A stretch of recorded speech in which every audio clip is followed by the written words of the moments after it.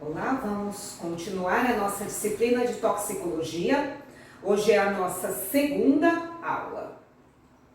Vamos continuar falando a respeito da intoxicação, tá? Esse conjunto de efeitos que são produzidos dos organismos vivos após a interação com o agente químico, que vão ser traduzidos em sinais e sintomas nos organismos vivos. Correspondem então ao estado patológico, como eu falei para vocês. Eu falei também a respeito das 4 fases que tem a intoxicação. Falamos a respeito da fase 1, que é a fase de exposição. Temos ainda a fase 2, a fase 3 e a fase 4. A fase 2 que nós vamos falar na aula de hoje, que é a toxicocinética. Então, vamos começar a falar a respeito da toxicocinética. Primeiro, o que é a toxicocinética, né? Ela consiste no movimento do agente tóxico no organismo vivo, tá? Ela vai ser formada por vários processos diferentes. Então, alguns deles, a absorção, a distribuição, o armazenamento, a biotransformação e a excreção, tá? Mas para que ocorre essa toxicocinética, tá? Ela tem como intuito principal transformar o agente tóxico em algo menos tóxico para o organismo. Então, ela vai fazer com que o agente tóxico ele passe por vários processos diferentes, a fim de que ele fique o menos tóxico possível para o organismo vivo. Para se movimentar no organismo vivo, tá, o agente tóxico ele precisa transpor membranas, tá? Mas como é uma membrana celular? Vamos lembrar o que é uma membrana plasmática da célula. Primeiro componente que nós vamos ter, os lipídios. Lipídios da classe dos fosfolipídios, tá? Um fosfolipídio, ele é uma molécula que ele tem 2 regiões, uma cauda e uma cabeça. Na região da cabeça nós temos um grupo químico, nós temos um grupo fosfato e temos um glicerol. E na região da cauda nós vamos ter 2 cadeias de ácidos graxos. Ao lado nós temos algumas imagens a respeito dos fosfolipídios. Então, é uma classe de lipídios que ele apresenta uma cauda e uma cabeça. Cabeça e cauda. Na cabeça nós vamos ter um grupo químico, que aqui é uma colina, um fosfato e um glicerol. E na cauda nós vamos ter 2 cadeias de ácidos graxos. Além disso, o fosfolipídio ele tem também 2 regiões muito importantes, que são regiões muito diferentes. Uma região hidrofílica, polar, e uma região hidrofóbica, apolar, lipofílica. Na região hidrofílica, apolar, nós vamos encontrar o grupo químico, o glicerol e o fosfato.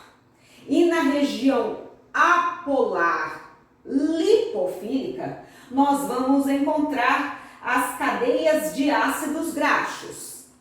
Nas imagens que eu mostrei para vocês, ó, de uma molécula de fosfolipídio, a gente tem aqui, ó, fosfolipídio, 2 regiões muito distintas. A região hidrofílica e polar, formada pela colina, um fosfato e um glicerol. A colina é o grupo químico que está sendo mostrado nessa imagem. E temos uma outra região que é hidrofóbica, apolar, lipofílica, que vai ser formada pelas 2 cadeias de ácidos graxos. Nessa outra imagem, ó, novamente, ó, a região polar, grupo químico, fosfato e glicerol, e a região apolar, lipofílica, formada pelas 2 cadeias de ácidos graxos. Aqui em maior aumento, a molécula de fosfolipídio tá? A região polar hidrofílica, formada pela colina, o fosfato e o glicerol, e a região apolar hidrofóbica, lipofílica, formada pelas duas cadeias de ácidos graxos. Região polar, região apolar. Região polar e região apolar. Aqui uma outra molécula de fosfolipídio, a fosfatidilcerina, tá? Onde a gente tem um grupo serina, temos um fosfato e temos um glicerol, formando a região polar hidrofílica desse fosfolipídio. E temos aqui na região posterior a região apolar, lipofílica, hidrofóbica, formada pelas duas cadeias de ácidos graxos. O fosfolipídio, ele também é chamado de moléculas anfipáticas. Mas o que seriam essas moléculas anfipáticas? São exatamente as moléculas que apresentam essas regiões muito diferentes. Então, como eu mostrei para vocês, essa região apolar, hidrofílica, e uma outra região apolar, lipofílica, na mesma molécula, tá? Então, quem tem essas propriedades são chamados de moléculas anfipáticas. O fosfolipídio, ele tem uma propriedade. Quando ele cai em solução aquosa, ele se organiza formando uma bicamada lipídica. Como nós estamos vendo aqui nessas imagens, ó, uma molécula de fosfolipídio, uma camada de fosfolipídio e aqui a bicamada de fosfolipídio em ambiente aquoso. Nessa outra imagem, ó, cada uma é um fosfolipídio, uma monocamada, outra monocamada de fosfolipídio e ambas formando a bicamada lipídica em ambiente aquoso. Aqui vendo muito bem como essa membrana plasmática, essa membrana celular, vendo aqui, ó, cada um desses moléculas são fosfolipídios e essas estruturas que estão, ó, com a cabeça em laranja e as pernas em amarelo, são vários fosfolipídios formando uma monocamada, uma outra monocamada e aqui formando a bicamada lipídica, tá? Os outros componentes são as outras estruturas que vão fazer parte da membrana plasmática e que a gente vai descrever logo em seguida. Outro importante componente da membrana plasmática seria as proteínas. Há vários tipos de proteínas, tá? A proteína ela pode ser classificada como proteína periférica e proteína integral, que são as principais classificações das proteínas. A proteína periférica são proteínas que não estão inseridas na membrana plasmática e que se ligam à membrana ou por poucas moléculas de fosfolipídios ou por uma outra proteína. Já as proteínas integrais são proteínas que atravessam a bicamada lipídica, ou completamente ou parcialmente. Aqui uma imagem da nossa membrana plasmática, formado aqui pela bicamada lipídica, e essas estruturas que estão em azul são as proteínas. Proteínas periféricas, aqui um exemplo, e aqui a proteína integral nesses exemplos. Aqui nós estamos vendo um desenho para poder mostrar para vocês exatamente como acontece essa ligação das proteínas, tá, com a membrana plasmática. Então vamos lá. Proteínas que se ligam à membrana plasmática, tá, que se ligam à bicamada e atravessam a bicamada, tá? Ou completamente ou parcialmente, como eu falei para vocês, são proteínas integrais. Exemplo das proteínas integrais são essas imagens e essa imagem aqui, ó. Proteínas que estão associadas à bicamada ou a uma monocamada lipídica. tá? Além disso, elas têm outra característica, que é o fato delas estarem tão inseridas nessa bicamada, que elas só podem ser removidas dessa bicamada, tá? Quando há a destruição da camada, tá? Então, elas precisam ser removidas por processos muito mais extensos, tá? Mais severos, como, por exemplo, por detergente. Só podem ser removidas se realmente há uma destruição da bicamada.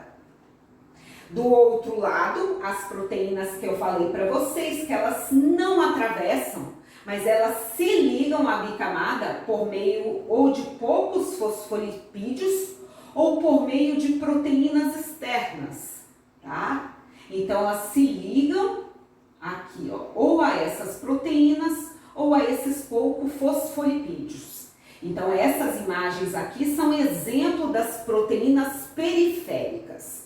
E elas têm as características de serem facilmente removidas. Não precisa utilizar detergente, pode ser métodos mais amenos, tá? Que não vão destruir a bicamada.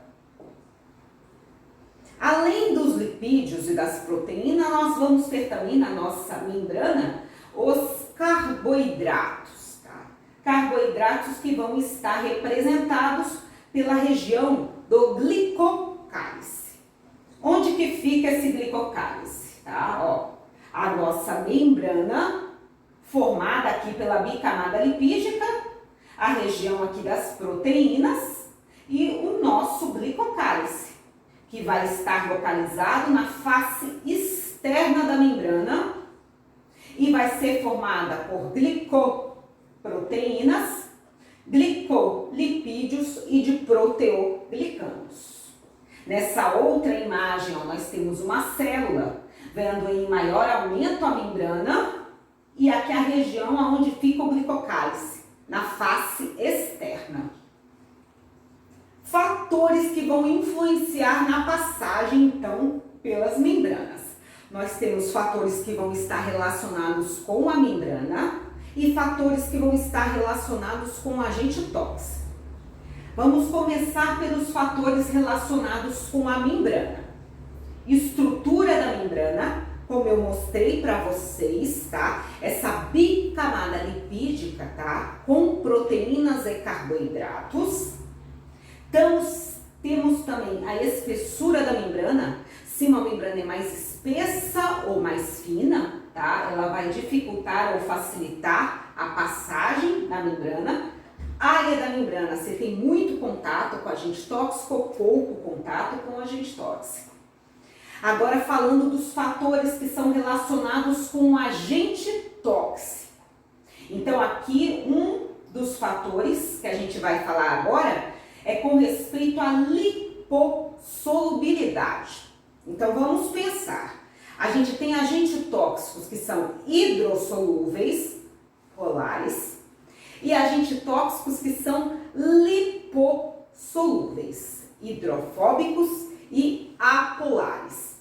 Como eu mostrei para vocês que a nossa membrana ela tem uma quantidade enorme de lipídio, significa que os elementos que forem lipídicos, lipossolúveis, eles vão conseguir atravessar essa membrana mais facilmente, tá? Então, qualquer agente tóxico que for lipossolúvel, ele atravessa a membrana, tá? Com maior eficiência e eficácia. Aqui estamos vendo diferentes, tá? Agentes químicos e temos um esquema que está mostrando diferentes moléculas. Então, diferentes moléculas atravessando uma membrana plasmática. Então, vamos começar. Se for pequenas moléculas hidrofóbicas, apolares, tá? Lipossolúveis. Exemplos aqui, ó, pequenas moléculas hidrofóbicas, lipossolúveis. Elas vão atravessar facilmente a membrana plasmática por difusão simples. Agora temos aqui um outro exemplo. Pequenas moléculas hidrofílicas, polares, tá? Elas também conseguem atravessar atravessar a membrana por difusão simples. Agora, do outro lado, grandes moléculas hidrofílicas, então moléculas polares, e os íons, que são partículas que são carregadas, tá? Elas não atravessam a membrana por difusão simples. Então, aqui nesse esquema, ó, as grandes moléculas polares e os íons não atravessam a membrana plasmática por difusão simples. Isso significa que esse tipo de molécula ele precisa de um outro método para poder atravessar a membrana. Aqui, falando então a respeito dessas grandes moléculas hidrofílicas, que são polares, e os íons, tá? Eles não atravessam por difusão simples, mas eles podem atravessar através de proteínas de membrana, tá? Através de processos denominados de difusão facilitada ou através de transporte ativo, tá? Mas o que seria esse tipo de passagem pela membrana? Então, a difusão facilitada exige uma proteína de membrana para permitir a passagem, vai ser a favor do gradiente de concentração, então do mais concentrado para o menos, e sem gasto de energia. Do outro lado, já o transporte ativo, ele também precisa de uma proteína de membrana para poder transportar, vai ser contra o gradiente de concentração, então é do menos concentrado para o mais concentrado, mas há gasto de energia, tá? São esses dois que outras moléculas conseguem atravessar, esses dois processos. Então temos aqui uma imagem ilustrando muito bem esse tipo de passagem pela membrana. Então temos aqui, ó, componentes ou que eram pequenos hidrofílicos polares ou componentes hidrofóbicos, lipofílicos, tá? Atravessam a molécula facilmente por difusão, tá? Então, difusão não tem nenhuma molécula facilitando nada. É só a favor do gradiente de concentração. Já os outros elementos, tá? Moléculas grandes hidrofílicas e íons vão atravessar por meio de proteínas de transporte de membrana. Olha aqui o exemplo. Proteínas de transporte de membrana. Esse aqui é o exemplo da difusão facilitada a favor do gradiente de concentração sem gasto de energia, tá? Aqui ao lado nós temos o exemplo do transporte ativo, tá? Aqui, proteínas de transporte de membrana, que vão levar muito frequentemente o nome de bombas. A passagem ocorre contra o gradiente de concentração, tá? E mais precisa, tem gasto de energia, né? Aqui nos exemplos que estão demonstrando aqui nessa imagem, a gente tem a difusão facilitada sendo representada por dois tipos principais de proteínas, tá? As proteínas de transporte de membrana que podem formar poros na membrana e as proteínas de transporte de membrana que são denominadas de proteínas transportadoras, ok? Vamos continuar vendo a respeito dos fatores que vão influenciar. Continuar vendo a respeito daqueles relacionados com o agente tóxico. Eu falei a respeito da lipossolubilidade e aqui nós vamos descrever a respeito do coeficiente de partição óleo-água. Primeiro, o que é esse coeficiente de partição? Ele é o parâmetro que permite avaliar o grau de lipossolubilidade dos agentes. Tá? Então, ele vai me dizer quanto lipossolúvel o meu agente tóxico é. Mas como que eu vou fazer esse teste? Você pega o seu agente tóxico, coloca num frasco, coloca água, que é uma substância polar, e coloca também uma outra substância que é orgânica, que vai ser a polar. Você agita, tá? deixa ele em repouso, vai aparecer duas fases, a fase orgânica e a fase aquosa. Então, no final, os agentes químicos polares hidrossolúveis vão ficar dissolvidos na fase aquosa. Já os agentes químicos apolares lipossolúveis vão estar na fase orgânica. Então, a gente vai conseguir descobrir quem é mais lipossolúvel com relação à concentração. Se tiver uma maior concentração na fase orgânica, o agente vai ser lipossolúvel. Outro fator que pode influenciar vai ser o grau da ionização ou da dissociação desse agente tóxico. A maioria dos agentes tóxicos são ou ácidos fracos ou bases fracas, com grupos químicos que se ionizam. A extensão dessa ionização vai depender, primeiro, do pH do meio em que a substância está.